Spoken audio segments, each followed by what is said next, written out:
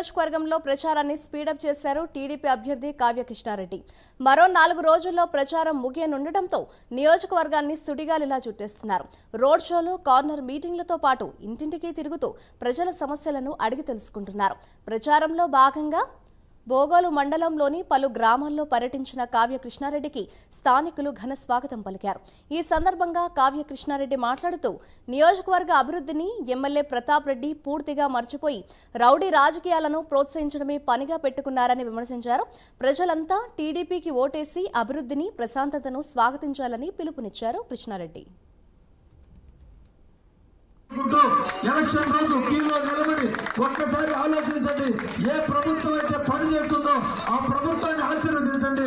నిరంతరం ప్రజల క్షేమం కోసం కంటే కూడా తన సంపాదన మీద ధ్యేయం పెట్టుకున్న ప్రతాప్ రెడ్డిని ఓడించండి.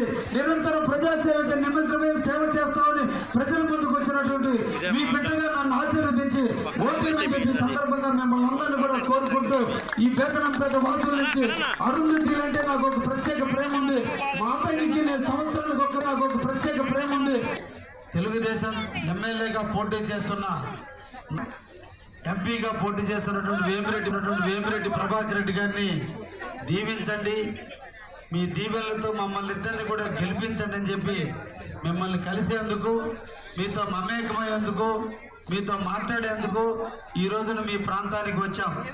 మీరందరూ కూడా సాదరంగా ఆహ్వానించి నన్ను ఉత్సాహపరిచిన మిమ్మల్ని అందరినీ కూడా పేరు పేరున ధన్యవాదాలు తెలియజేస్తూ, బేతనంపేట వాస్తువులు అందరూ కూడా ఈ రోజున మీ స్వాగత సత్కారాలతో మీరు ఆదరించినందుకు మిమ్మల్ని అందరినీ కూడా అభినందిస్తూ, మే 13వ తేదీ ఎన్నికలు జరగబోతున్నాయి.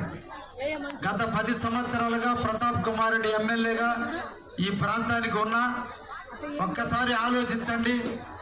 మనం నడిచే రోడ్డు తెలుగుదేశం హయాంలో జరిగింది.